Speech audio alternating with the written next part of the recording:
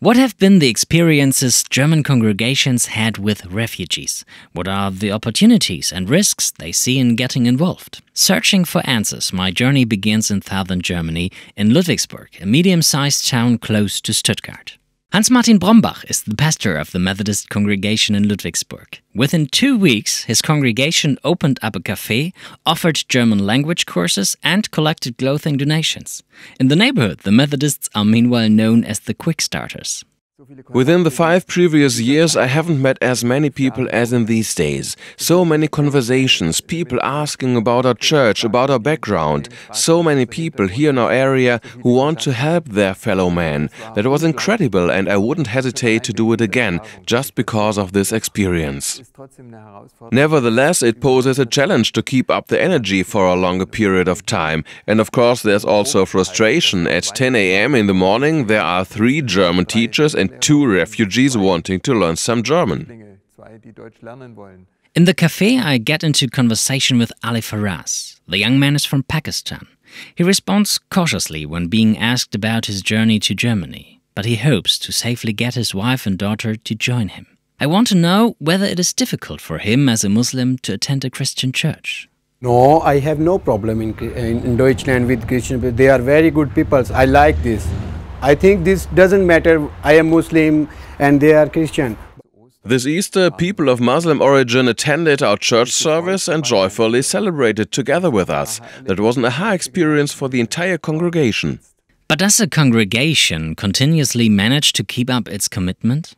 I arranged to meet Pastor Susanne Niesner-Brose. Her congregation in Bremen has been involved in the work with refugees for already 2 years. She warmly welcomes me, albeit in a hurry. A new refugee center has opened its doors, and equipped with flyers in Arabic, English and German, we head out to welcome the new arrivals in Bremen. It is especially the free and uncomplicated offer to learn German with the Methodists in Bremen that attracts wide interest. We have many refugees that sometimes more than a year they have to wait until they get a German course from the government. So can you imagine? You waste so much time when you don't learn anything, and the key is the language. Everything started with 2 young people who found church asylum in the congregation. Today, between 30 and 50 refugees from Syria, Egypt, Iraq and Afghanistan meet every Friday in the Tiramisu, the congregation's own cafe, together with at least 10 people from Bremen, be it church members or people from the neighborhood. Andreas Brose is a teacher at the vocational school and voluntarily teaches the German course for advanced learners. I am 50 years old and I am one of the youngest members of this congregation. So we have this problem that we don't have young people, and now suddenly we have this influx of young families, young men, young women or people with families. So this is like a God-sent gift. Within the last 2 years, 11 refugees have become members of the Bremen Methodist Church. One has even become part of the church council. An exciting time for the congregation in which members also get to know their own faith from a new perspective.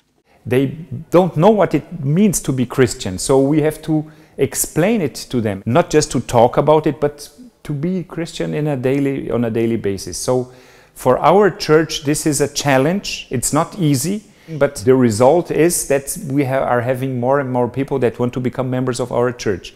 That is not our main goal, but of course we are very happy about it.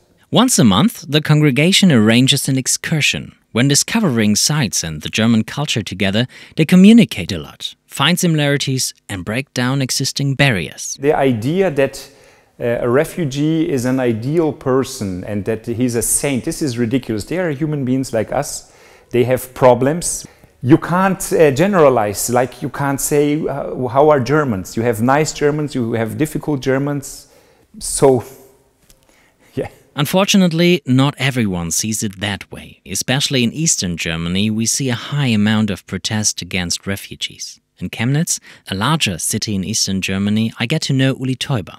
He's a member of Inspire, an ecumenical fresh expression of church led by the United Methodist Church. Inspire also offers language courses and opportunities for encounter. His wish expresses what I've detected in all congregations, maintaining personal contact with refugees. I think as an Inspire or any other church here in Germany who works with refugees, we would be very thankful for every kind of prayer for us, for the refugees, but also prayer for the whole society. You know, we have some people here who are angry about refugees, who don't really want them, but I think much more who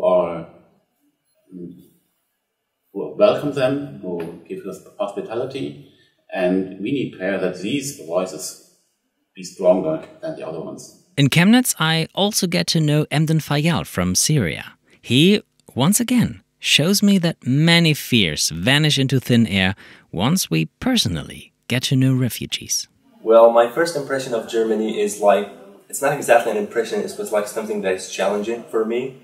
Well, it's like living among those people who embrace another religion and another language and another society. Well, but for me, I love this experience. I really do. Because I get to know like new things, new traditions, new culture, new language. I love learning languages, by the way. Well, my hope to the future that I give a good impression, for refugees in general. Apart from being like an active factor in this society. I don't want to just sitting here like taking people's money. Yeah. Well, you already are helping me, but, well, you're doing your best, I must say, but there's nothing actually you can do more than that. And I really, really appreciate everything that you're doing.